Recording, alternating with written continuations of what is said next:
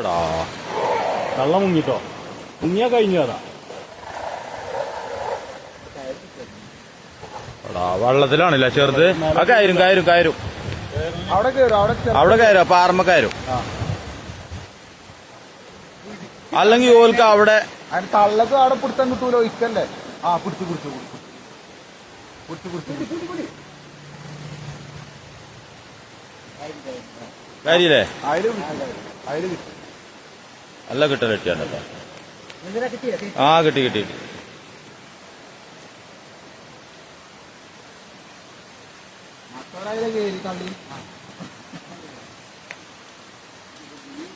ഇനി ഇവിടുന്ന് വെച്ചതാണ്.